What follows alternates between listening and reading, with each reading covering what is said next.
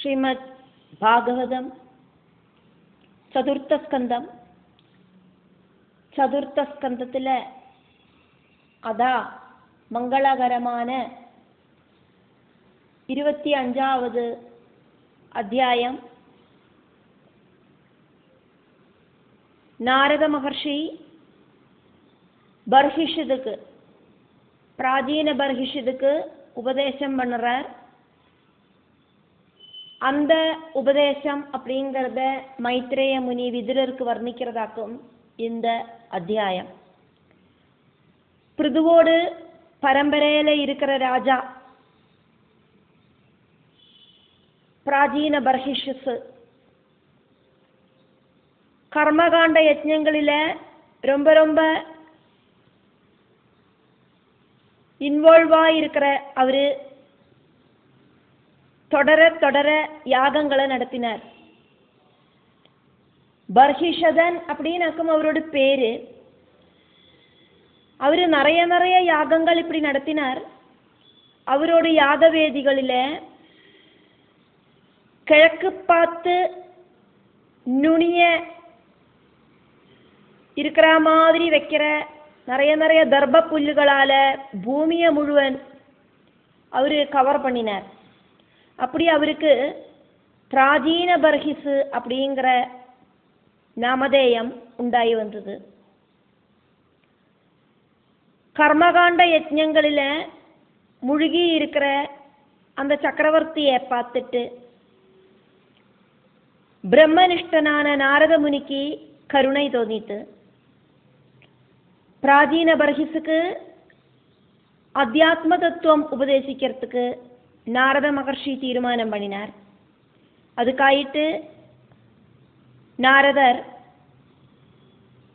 ஜீவனோடு ரொம்ப சிரமகரமான இந்த சம்சார யாத்திரை அதை எடுத்து காட்டுறதுக்காயிட்டு ஒரு கதையை சொன்னார். பிராச்சீன பர்ஹிஸ கேட்க வைக்கிறதுக்காயிட்டு ஒரு கதையை அவர் சொன்னார். அதாக்கும் புரஞ்சன கதை. புறங்களை அதானது சரீரங்களை ஜனிப்பிக்கிறவனாக்கும் புரஞ்சனன். அப்படியாக்குமானா ஜீவாத்மாவாக்கும் புரஞ்சனன். அந்த ஜீவாத்மாவான புரஞ்சனனோட கதையை நாரத மகர்ஷி பிராச்சீன பர்ஹிஸுக்கு சொல்லிண்டு அவருக்கு ஆத்மோபதேசம் பண்றார். நாரதர் உபதேசம் ஆரம்பிக்கிறார். பிராச்சீன பர்ஹிஸ் ராஜாவே அப்படின்னு கூப்பிட்டு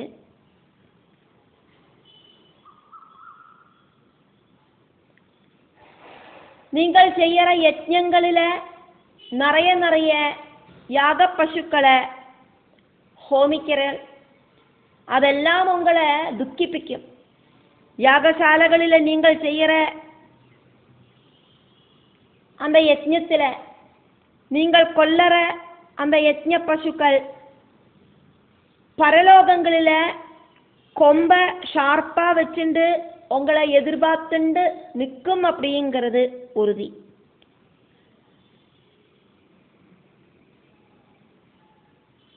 இறந்து போனதுக்கு அப்புறம் உங்களோட ஜீவன் அந்த பரலோகத்தில் வந்து சேரத்த நீங்கள் கொன்னு குவிச்ச யாக பசுக்கள் எல்லாம் அவளோடு ஷார்ப்பான கொம்புகளால் உங்களை பிச்சி சீந்தி தூர எறிவா.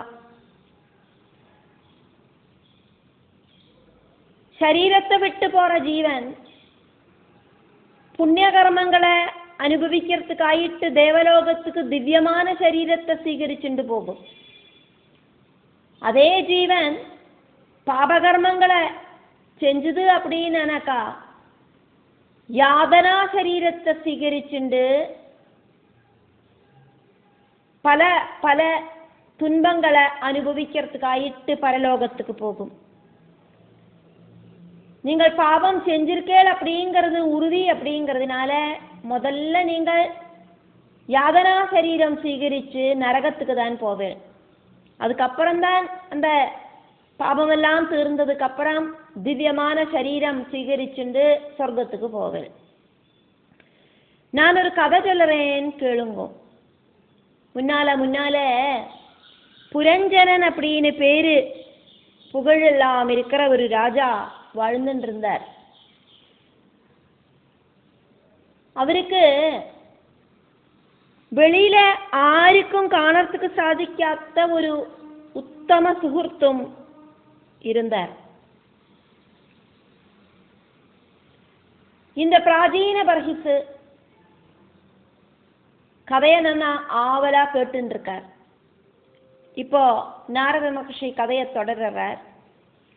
പുരഞ്ജനൻ നന്നാ സൊഗുസാ വാഴർത്തുക്കായിട്ട് നല്ല ഒരു പുരം തേടിയുണ്ട്, ശരീരത്തെ തേടിയുണ്ട്, ലോകം ഫുള്ള ചുറ്റിക്കറങ്ങിനാർ.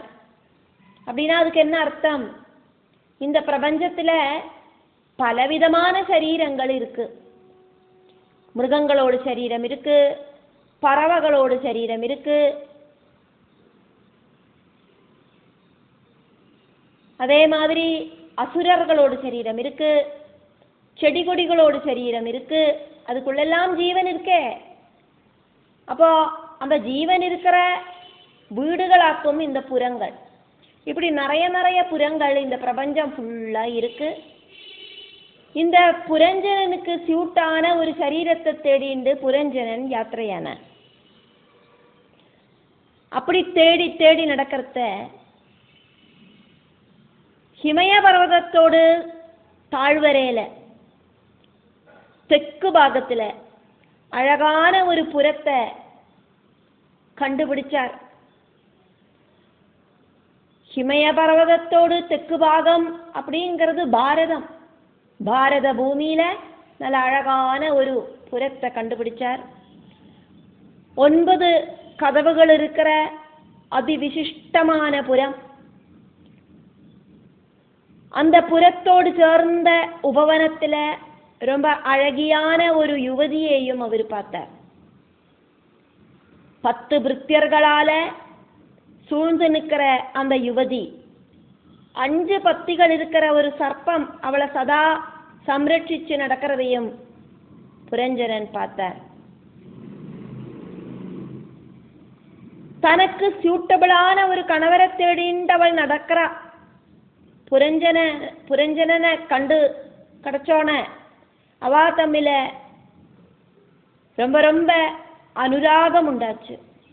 புரஞ்சனன் அவளை பாசத்தோடு கூடி பார்த்தா மாதிரி அவளும் புரஞ்சனனை பார்த்தா. இப்படி பரஸ்பரம் அவளுக்குள்ள இஷ்டம் வந்தது. புரஞ்சனன் அவளை மனைவியாயிட்டு സ്വീകരിച്ചാர்.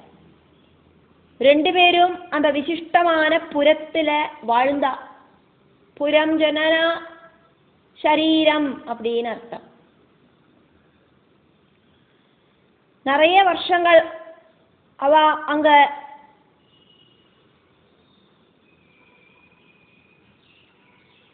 பலவிதமான போக சௌக்கியங்கள்ல முழுகி ஆனந்திச்சு வாழ்ந்தா. புரஞ்சனன் പൂർണ്ണമായിട്ടും அவளுக்கு அடிமைப்பட்டு സ്വയം மறந்து வாழ்ந்தான். அவள் என்ன சொன்னாலோ அதெல்லாம் ஒரு விளையாட்டு பாவைய மாதிரி, பொம்மை மாதிரி புரஞ்சனன் செஞ்சான். மாட்டேன் செய்ய மாட்டேன் அப்படின்னு மறுத்தொரு வாக்கு சொல்லாதக்கு எல்லாத்தையும் செஞ்சான். புரஞ்சனியோடு எல்லாவிதமான ஆசைகளையும் செஞ்சு கொடுத்தான். தனக்கு செய்யறதுக்கு இஷ்டம் இல்லைனா கூடியும் மனைவிக்காக எல்லாத்தையும் செஞ்சான். தன்னோட மனைவியான அவளை, புரஞ்சனனோடு மனைவி அப்படின்னா புரஞ்சனி அப்படின்னு சொல்லலாம், அவளை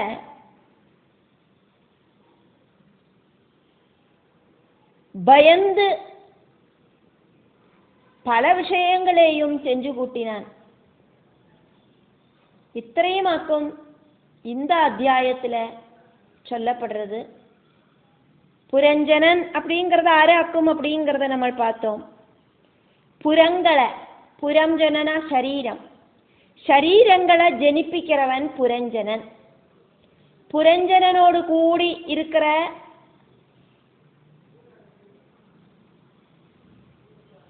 அந்த மனைவியோடு பேரு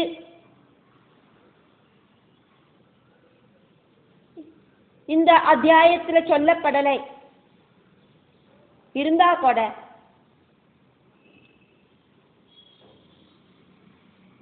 புரஞ்சனி அப்படின்னு அவளுக்கு ஒரு பேரை கொடுத்து நம்ம இந்த கதையை பார்க்கலாம். அப்போ புரஞ்சனன் அப்படிங்கிற கணவன், புரஞ்சனி அப்படிங்கிற மனைவி, அவ 2 பேரும் கூடிட்டு வாழ்க்கையை ஆரம்பிச்சு புரஞ்சனன் அப்படிங்கிற கணவன் புரஞ்சனி அப்படிங்கிற மனைவிக்கு அடிபணிஞ்சு நடக்கிறதையாக்கும் இந்த அத்தியாயத்தில் நாரத மகர்ஷி பிராச்சீன பர்ஹித்துக்கு சொல்லறார் அப்படிங்கிறத தெரிஞ்சுண்டு நம்ம இந்த அத்தியாயத்துக்குள்ள பிரவேசனம் பண்ணலாம்.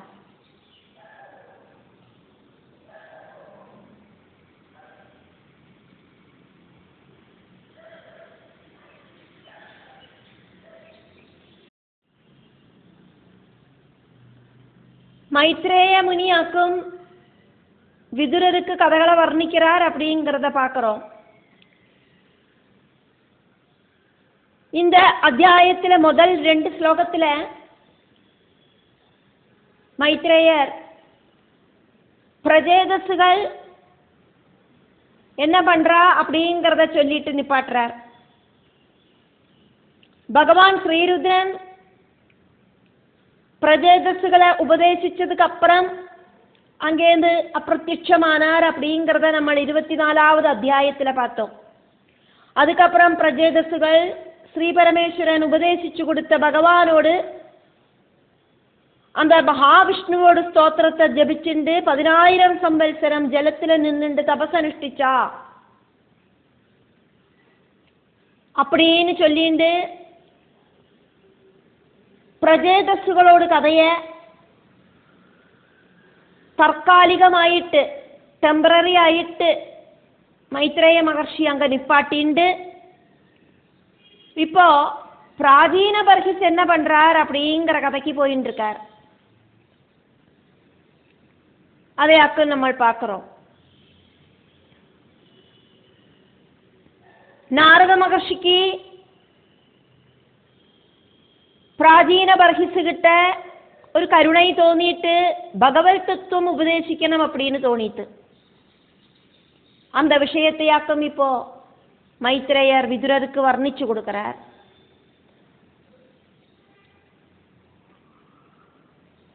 மைத்ரேயர் விதுரருக்கு சொல்றதுனால இங்க நம்ம மைத்ரேய உவாச்சா அப்படிங்கிறத பார்க்கிறோம். 1வது ஸ்லோகம். இதி சந்திஷ்ய பகவான் பார்ஹிஷதைஹி அபிபூஜிதஹ பஷ்யதாம் ராஜபுத்ராணாம் தத்ர ஏவ அந்தர்ததேஹர. இதி சந்திஷ்ய பகவான் பார்ஹிஷதைரபிபூஜிதா பஷ்யதாம் ராஜபுத்ராணாம் தத்ரைவாந்தர்ததேஹர.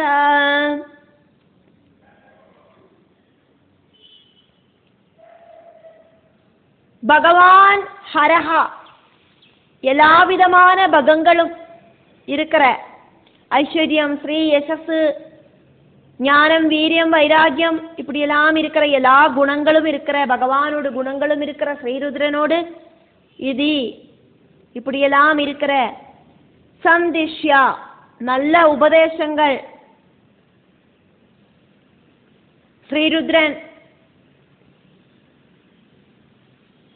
செஞ்சதுக்கு அப்புறம் தத்ரா அங்க பார்ஹிஷதைஹி പ്രാചീന ബർഹിസോട്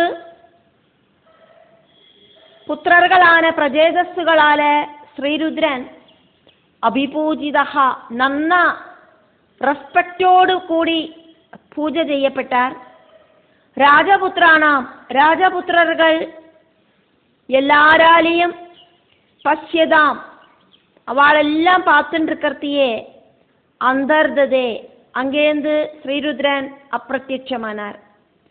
பகவான் ஸ்ரீருத்ரன் தத்ர ஏவ அப்பிரத்யட்சமான அந்த இடம் பிரத்யட்சமான இடத்திலேயாக்கும் அவரு அப்பிரத்யட்சமானார். அதனாலேயாக்கும் தத்ர ஏவ. பகவான் ஸ்ரீருத்ரன் எங்க பிரத்யட்சமானாரோ தத்ர ஏவ அதே இடத்திலேயே அந்தர்ததே அப்பிரத்யட்சனானார்.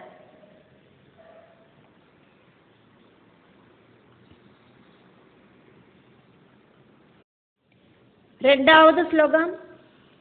ருத்ரகீதம் பகவதः ஸ்தோத்ரம் சர்வே பிரஜேதசः ஜபந்தः தே தபः தேபுः வர்ஷாணாம் அயுதம் ஜலே.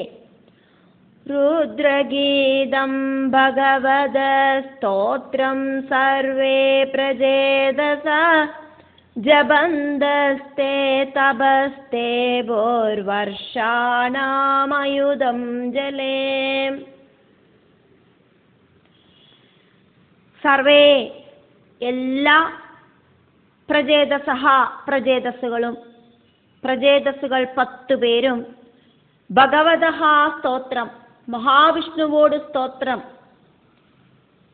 ருத்ரகீதம் ஸ்ரீருத்ரனால உபதேசிக்கப்பட்ட அந்த ருத்ரகீதம் மகாவிஷ்ணுவோடு ஸ்தோத்திரம் ஜபந்தஹா ஜபிச்சுண்டு தே அந்த பிரஜேதஸ்സുകൾ 10 பேரும் ஜலே சமுத்திர ஜலத்துல சமுத்திர ஜலத்துக்கு பக்கத்துல இருக்கிற அந்த சரசுல வர்ஷாணாம் அயுதம் 10,000 வருஷங்கள் தபஹா தபசு தேபுஹு അനുഷ്ഠിച്ച പ്രജേതസ്സുകൾ ശ്രീരുദ്രൻ ദേവർകളോടുകൂടി പ്രത്യക്ഷപ്പെട്ട് പ്രജേതസ്സുകൾക്ക് രുദ്രഗീതം ഉപദേശിച്ചിട്ട്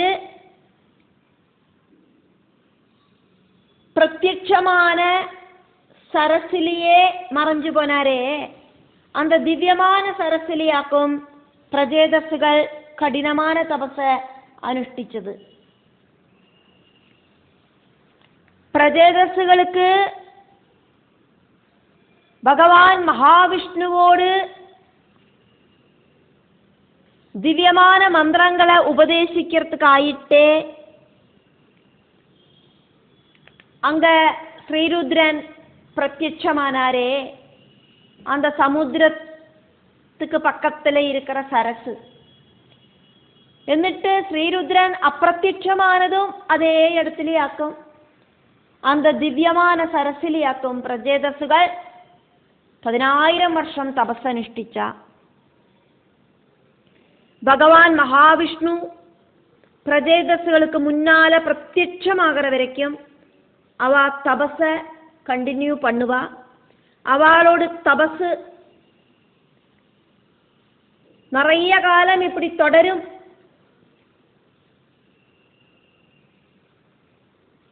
அப்படி அவ அங்க தபசு செய்யறா அப்படின்னு சொல்லிட்டு நிப்பாட்டிட்டு பிராச்சீன பர்ஹிஸுக்கு என்ன சம்பவிச்சது அப்படிங்கிறத மைத்ரேய முனி விதுரருக்கு சொல்லறதுக்கு ஆரம்பிக்கிறதையாக்கும் இனி நம்ம பார்ப்போம்.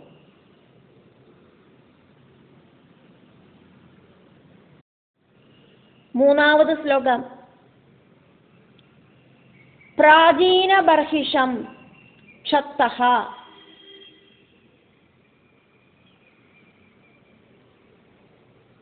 கர்மசு ஆசக்தமானசம் நாரதஹ அத்யாத்ம தத்துவஜ்ஞः கிருபாலு பிரத்யபோதயத். பிராச்சீன பர்ஹிஷம் க்ஷத்த കർമ്മ സ്വാസക്തമാനസം. കർമ്മസു ആസക്തമാനസം. കർമ്മ സ്വാസക്തമാനസം. നാരദോധ്യാത്മതത്വജ്ഞ കൃപാലു പ്രത്യബോധയത്.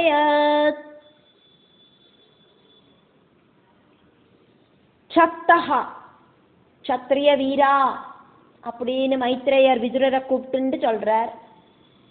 சத்திரிய குலத்துல ஜனிச்சவனே, விசித்திர வீரியன் அப்படிங்கிற ராஜாவோடு புத்திரனான சத்ரியா அப்படின்னு கூப்பிடுறார்.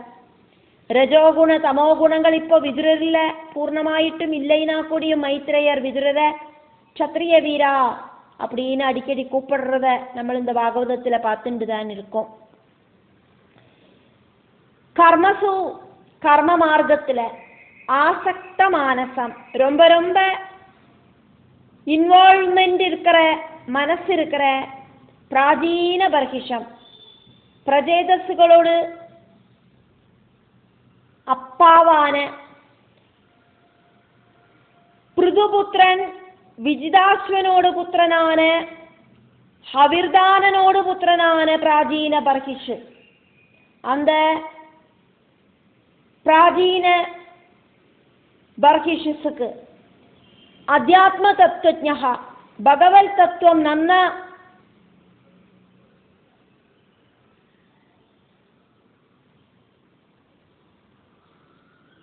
ചൊല്ലിക്കൊടുക്കണം அப்படின்னு அத்தியாத்ம தத்துவஜ்ஞ, பகவத் தத்துவம் நன்னா தெரியற காரணத்தாலேயே கிருபாலும் காருண்ய ஹிருதயம் இருக்கிற நாரத முனி ஆத்மஞானத்தை பிராச்சீன பர்ஹிஸுக்கு உபதேசிக்கிறதுக்காயிட்டு பிரத்யபோதயது, பிராச்சீன பர்ஹிஸோடு ராஜதானியில வந்து சேர்ந்து ராஜாவுக்கு பகவத் ஞானத்தை உபதேசிச்சார். இத்தனை காலம் யாகங்களை தொடர்ந்து செஞ்சுட்டே இருந்தார் பர்ஹிஸ். பகவத் ஞானம் கிடைக்கிறதுக்கான அந்த கரண சுத்தி வந்து சேர்ந்தப்போழாக்கும் நாரத முனி குருவாயிட்டு அங்க வந்து சேர்ந்து பகவத் தத்துவம் உபதேசிக்கிறதுக்கு ரெடி ஆயிட்டு நிற்கிறத நம்ம பார்த்துட்டு இருக்கோம்.